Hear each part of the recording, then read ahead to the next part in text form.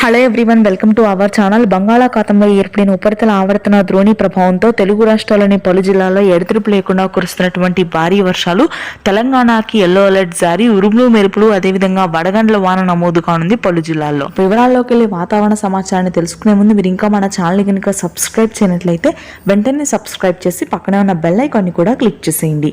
ఇక లేట్ చేయకుండా వివరాల్లోకి కనుక వెళ్ళినట్లయితే బంగాళాఖాతంలో ఏర్పడిన ఉపరితల ఆవర్తన ద్రోణి బలపడింది. దీని ప్రభావంతో ఉత్తర తెలంగాణ, మధ్య తెలంగాణ ప్రాంతాల వరకు కూడా భారీ వర్షపాతం నమోదు కానుంది. జిల్లాల వారీగా, ప్రాంతాల వారీగా చూసుకున్నట్లయితే ఖమ్మం, భద్రాద్రి, సిరిసిల్ల, కామారెడ్డి, సంగారెడ్డి, మెదక్, మంచిర్యాల ప్రాంతాల్లో ఈ రోజు రాత్రికి భారీ వర్షపాతం ఉంటుంది.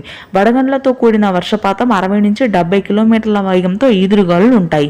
నల్గొండ, సూర్యాపేట, నాగర్ కర్నూలు, రంగారెడ్డి, హైదరాబాద్లోని కొన్ని ప్రాంతాల్లో, యాదాద్రి, మేడ్చల్, జనగామ, హన్మకొండ, వరంగల్ ప్రాంతాల్లో అత్యధిక వర్షపాతం ఉంటుంది.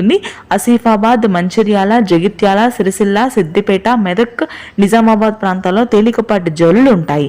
ఇక ఆ తర్వాత మధ్యాంధ్ర, ఉత్తరాంధ్ర జిల్లాల్లో కూడా వర్షాలు విస్తరించనున్నాయి. మార్చి 26, 27 తేదీల్లో వైజాగ్, విజయనగరం, శ్రీకాకుళం ప్రాంతాల్లో తేలికపాటి వర్షాలు ఉంటాయి.